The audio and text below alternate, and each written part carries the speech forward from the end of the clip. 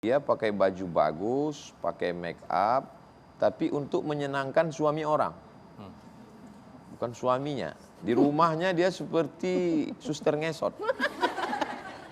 Jadi, Masya Allah, Bu. ya itu ini bukan saya, yang itu tambahan dari saya, tapi intinya tadi dari Nabi Sallallahu Alaihi Masya Wasallam. Allah, alhamdulillah. Bagaimana menyenangkan. Lalu yang kedua, idza amartaha ata'atska. Kalau engkau perintahkan dia, dia patuh.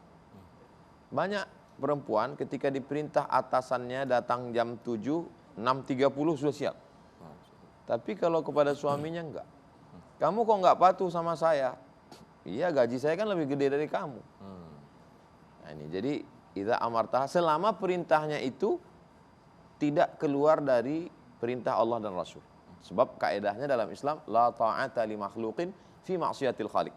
Jadi ada juga beberapa jamaah, ibu-ibu perempuan ngadu, Ustadz suami saya merintahkan saya tapi saya nggak bisa ikut, dia marah. Kata dia wajib patuh suami. Perintahnya apa? Dia suruh saya buka hijab, rambut saya warna 3 warna, merah, kuning, kelabu. Waduh, bendera tuh. Udah kayak bendera Ini Ustadz ya? bendera negara mana ini? Ini nggak benar. Jadi selama perintahnya itu sesuai dengan perintah Allah dan Rasul, istri wajib patuh dan taat. Yang ketiga, idza ghibta anha hafizat amwalaka wa auladaka. Kalau engkau pergi mencari nafkah, maka istrimu menjaga hartamu, menjaga anakmu. Kendaraanmu, rumahmu, semua benda yang kau miliki, sedangkan itu semua dia jaga, apalagi dirinya. Jadi kalau sampai ada perempuan yang tidak menjaga kehormatan dirinya, keluarganya, hartanya, anaknya, padahal kalau kita baca dalam Al-Quran, perempuan itu kepada laki-laki, laki-laki bagi perempuan, hunna libasul lakum wa antum libasul lahun. Hunnanya duluan, perempuan itu menjadi pakaian. Saya pede berada di depan adik-adik, ibu, ustazah, ustadz, di depan jamaah indahnya Ramadan, TV One. Itu kan karena ada pakaian yang menutupi saya. Jadi perempuan itu hunna libasun, dia menutupi laki-laki. Sehebat-hebatnya laki-laki, setangguh-tangguhnya laki-laki, sesungguhnya ada perempuan yang luar biasa yang menutupi segala kekurangannya. Wa antum libasul lahun. Seringkali laki-laki mengatakan, saya yang hebat, saya yang melindungi kamu. Tapi kalau kita lihat dalam hadis, khuliqatil mar'atu min dhina. Perempuan itu diciptakan dari tulang rusuk. A'wajuha a'laha. Tulang rusuk yang paling bengkok adalah yang paling atas. Kenapa ada tulang rusuk? Karena ada jantung yang mesti dijaga. Kalau kecelakaan, tulang itu yang patah duluan, baru jantungnya robek. Jadi filosofi dari situ, sesungguhnya yang selama ini mengatakan laki-laki melindungi perempuan, sesungguhnya perempuan itulah yang melindungi laki-laki. Karena di balik jantung yang lembut itu ada tulang yang kokoh. In akhazta aqamtaha kasartaha. Tulang rusuk yang bengkok ini kalau engkau paksa lurus, dia akan patah. Tapi kalau engkau perturutkan, engkau akan jadi laki-laki yang bengkok. Ustadz kalau terlalu memperturutkan istri, jadi ustadz bengkok. Jadi dia pandai-pandailah belajar ke Ustazah Yati bagaimana meluruskan tulang rusuk yang bengkok ini. Tapi ada juga Ustadz Sofyan, beberapa anak muda setiap dia makan, yang dipesan sup rusuk terus. Lama-lama pedagang ini bingung, Mas kok pesan rusuk terus? Katanya dia mencari tulang rusuk yang hilang. Ini makna filosofi. Bukan berarti kalau anak muda ronsen tulang rusuknya utuh berarti dia jomblo terus, enggak. Ada makna di balik ucapan Nabi SAW. Kira-kira demikian Ustaz. Masya Allah, luar biasa sekali. Baik, saya berikutnya ke, ya ini dia calon ibu-ibu, calon istri solehah insya Allah ya. Amin. Baik, silakan yang mau bertanya boleh berdiri langsung. Iya, memperkenalkan namanya, langsung diajukan pertanyaan. Assalamualaikum warahmatullahi wabarakatuh. Waalaikumsalam. Perkenalkan nama saya Imro'atun Hanifah, mahasiswi Institut Ilmu Al-Quran Jakarta, asal saya dari Lampung. Masya Allah. Ustadz dan juga Bunda, kami kan sebagai calon istri dan juga calon ibu, pasti ingin memiliki suami yang terbaik dan juga yang soleh. Nah, pertanyaan saya adalah bagaimana sih Ustadz dan juga Bunda kriteria suami yang terbaik khususnya untuk kami gitu, sebagai calon istri dan juga calon ibu. Terima kasih. Wassalamualaikum warahmatullahi wabarakatuh. Waalaikumsalam warahmatullahi wabarakatuh. warahmatullahi Tapi mungkin ada di antara kru kita yang di sini ada kriteria yang cocok nggak nih kira-kira ini? Ya udah tua semua ini kayaknya. Silakan Bunda. Udah punya orang. Udah umur. Iya. Silakan Bunda. Masya Allah, ini luar biasa ya pertanyaan dari seorang pemula nih. Makanya kalau ditanya mas senior pasti ketawa semua ya. Dulu juga sama Bunda kayak gitu deh. Ya bingung nih gimana kriterianya. Jadi inget ini ya, ada sebuah kisah nih ya, ada seorang ayah bertanya kepada Syekh ya, Syekh dengan siapa putriku kunikahkan? Kan kayak begitu kan, bingung ini. Karena seorang ayah itu begitu sangat mencintai putrinya ya, begitu akan menitipkan pada laki-laki yang seperti apa. Maka kata Syekh itu, nikahilah putrimu dengan seorang laki-laki yang bertakwa. Kenapa? Karena jika laki-laki itu mencintai putrimu, dia akan menghargainya. Tapi jika laki-laki itu tak mencintai putrimu, dia pun tidak akan menyakitinya. Inilah pola. Jadi ukurannya adalah ketakwaan. Yang 4 tadi bisa. Bukan hanya buat kita. Agama, dandannya, kemudian dunianya. Tetapi sama juga untuk pilihan laki-laki. Bagaimana mencari laki-laki yang bisa sesuai dengan, bukan dengan keinginan kita. Kadang-kadang keinginan kita itu lebih banyak unsur nafsunya. Kan kayak gitu. Pengen punya suami soleh, kaya, anak satu-satunya dia nggak punya ipar. Kan kayak gitu ya. Wah ini kan repot lagi ya. Pengen semuanya. Kalau seperti itu indah banget hidup kita. Tapi modal yang utama adalah laki-laki yang beriman dan bertakwa. Ada ciri-ciri nih. Ya, yang pertama kalau ingin belajar nih mungkin dari pengalaman pribadi aja. Katanya laki-laki yang sayang sama ibunya itu sayang sama istrinya. Betul begitu, Was? Ini Ustadz nih. Nanti kita survei. Tapi Ustadz lihat Ustadz, Masya Allah. Karena ibu seorang perempuan. Ya, yang kedua. Laki-laki yang punya giroh mencari agama. Tanya tetangganya, sering ke masjid nggak ini pemuda? Iya, suka ngaji nggak ini pemuda? Inilah di sini maka kalau dia punya giroh mencari agama, maka nanti ketika dia menjadi seorang pemimpin, banyak ilmu yang perlu dia cari untuk membimbing kita makmumnya. Ya, ini deh yang kedua ya, ini banyak kriterianya ya. Tapi yang ketiga, nih yang ketiga perlu juga penting, bagaimana bangunan relasi dengan lingkungannya. Sehingga begitu nanti menikah, dia paham betul bahwa menikah itu bukan menyatukan hati, ya, 2 jiwa, tetapi menyatukan 2 keluarga besar. Bukan hanya wajib mencintai kita, tapi ayah, ibu kita, om, tante kita, adik-adik kita semua. Dan di balik semua itu, nilai yang tertinggi adalah dia laki-laki yang penyayang, beriman, itu aja. Kalau tampan sih, ya relatif ya, sama seperti laki-laki mandang kita.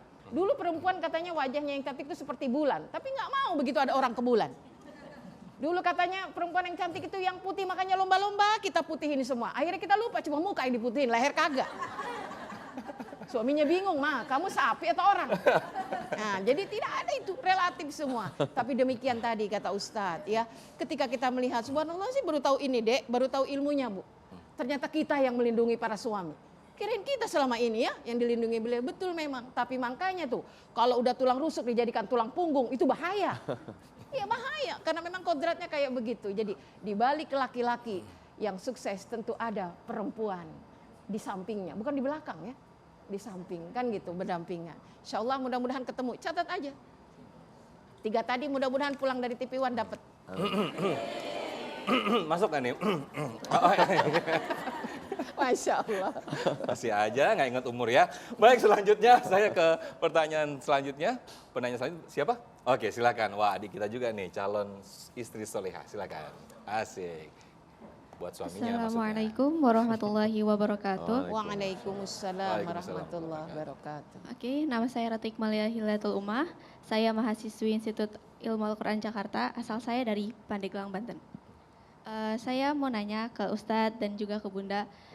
Jadi kan setiap dari kita tuh kayak pengen rumah tangga kita tuh utuh gitu. Ya. Kayak langgeng, lama gitu.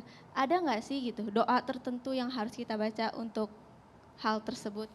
Sekian dari saya. Wassalamualaikum warahmatullahi wabarakatuh. Waalaikumsalam warahmatullahi wabarakatuh. Nah, kalau bagian doa-doa ini Ustadz Somad nih. Silakan Ustadz. Ada doa tertentu nggak, Was? Rabbi la tadharni fardan wa anta khairul warithin. Amin. Ya Allah, jangan engkau biarkan aku sendirian, karena engkaulah sebaik-baik pemberi waris. Itu doa yang diberikan Allah Subhanahu wa taala kepada Nabi. Tentu saja doa itu dipilihkan oleh Allah Subhanahu wa taala.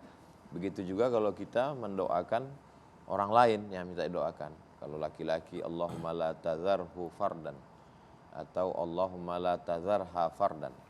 Allahumma la tadharni fardan wa anta khairul warithin. Tapi sesungguhnya di balik doa itu kan juga ada usaha dan ikhtiar. Karena kalau hanya orang berdoa tanpa usaha, dia tidak mengikuti sunnah Nabi Muhammad SAW. Jadi kalau kita lihat bagaimana Nabi SAW menceritakan perintah Allah, faqsusil qasasa. Ceritakanlah kisah-kisah itu, la'allahum yatafakkarun. Mudah-mudahan mereka berpikir. Seringkali perempuan khawatir ketemu dengan orang yang salah, lalu dia rela mengorbankan beberapa waktunya untuk niat dia, doa dia, supaya orang ini bisa menemani saya sampai ke surga. Seringkali perempuan mencari imam. Suatu ketika saya tausiah di satu kota, tinggal di hotel, pas sarapan pagi datang ibu-ibu. Ustaz Somad ya? Iya Bu, saya dari kantor anu. Alhamdulillah bisa ketemu ya, kebetulan sedang acara. Ini staf di kantor saya, masih gadis belum nikah kata dia. Nah, tolong doakan Ustadz, dia mau cari imam kata. Terus saya bilang saya khotib. Aduh ya Allah. Dia cari imam. Jadi jangan habiskan waktu untuk orang yang tidak bertanggung jawab. Kalau dia tidak jelas hubungan ini mau dibawa kemana, maka ini orang tidak jantan, tidak gentleman. Jangan habiskan waktu hanya untuk orang yang setiap ketemu membawa bunga, membawa mawar. Kalau dia memang laki-laki yang perkasa, dia akan datang membawa mahar. Asik. Dek, catat. Tuh. Bukan mawar tapi mahar ya. Berapa lama Nabi Musa berkenalan dengan anak Syuaib? Tidak lama. Ketika sampai ketemu dengan Syuaib, kata dia, inna khaira man ista'jartal qawiyul amin. Ayah, kalau mau mencari dua orang yang sifatnya al-qawiyu, kuat, dan al-amin, amanah, inilah orangnya. Nabi Syuaib kaget. Dari mana kamu tahu laki-laki? Kamu udah kenal lama? Enggak, saya enggak kenal lama, baru kenal tadi. Dari mana kamu tahu? Saya tahu dia kuat karena ketika sumur itu tertutup batu, dia dorong sendirian. Dan itu tenaga 30 laki-laki. Yang kedua, ketika saya berjalan di depan membawa air, angin bertiup kencang, mohon maaf nampak lekuk tubuh saya, dia perintahkan saya ke belakang, dia yang ke depan. Itu menunjukkan dia amanah. Jadi nggak perlu waktu lama, cukup konsultasi, tanya ustazah, tanya ustadznya insya Allah. Sampai 5 tahun kenalan, 5 tahun pacaran, itu sama seperti kue yang dibuka, dicelupin, tapi nggak dinikahin. Nggak dimakan. Yang rugi itu perempuan. Jaga. Ingat tulisan di botol. Do not accept if seal is broken. Jangan terima botol kalau segelnya rusak.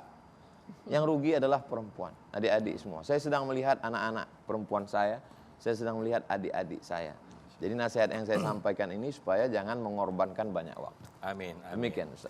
Jangan hanya terima mawar tapi juga mahar. Kalau ibu-ibu jangan hanya mahar tapi transfer rekening. Kita lanjutkan lagi sahur lagi, silakan. Bunda silakan Ustaz. Dan Abu Talha bertanya, gimana anak kita? Kata Ummu Sulaim, anak kita askanu mimma qabl. Dia sekarang lebih tenang dari hari sebelumnya. Padahal maksudnya lebih tenang itu udah ninggal.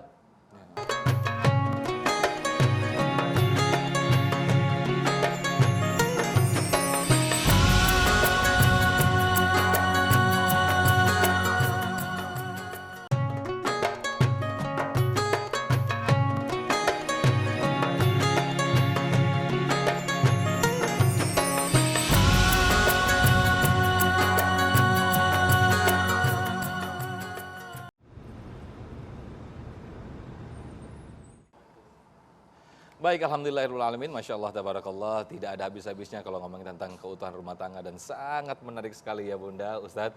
Nah, kita ajak lagi ini para jamaah yang ada di sini untuk mengajukan pertanyaan. Mana nih, ibu-ibu atau calon ibu-ibu? Silakan. Wih, rame. Yang mana nih? Ya udah, yang udah megang mic deh silakan. Bunda silakan. Assalamualaikum, saya Eni dari Rumah Kebaikan Bandung. Ya. Saya pernah dengar salah satu kiat menjaga rumah tangga adalah komunikasi yang baik dengan suami. Tapi gimana kalau kita mau ngobrol, kita takut suami kita udah, aduh takut marah nih kalau kita ngobrol ini gitu Bun. Jadi gimana caranya biar kita bisa komunikasi yang baik dengan suami, itu pertanyaan saya. Terima kasih. Wassalamualaikum warahmatullahi wabarakatuh. Menemukan momen yang pas itu gimana caranya ya Iya, Bunda betul. ya. Silakan Bunda Yati dulu, nanti mungkin Ya, Uwas akan jadi kan menambahi. semakin lama kita kan semakin kenal pasangan kita ya, di mana moodnya. Ibu mesti lihat nih ya. Jadi kalau ada istri nggak kenal mood suaminya itu bahaya ya. Jadi jangan biar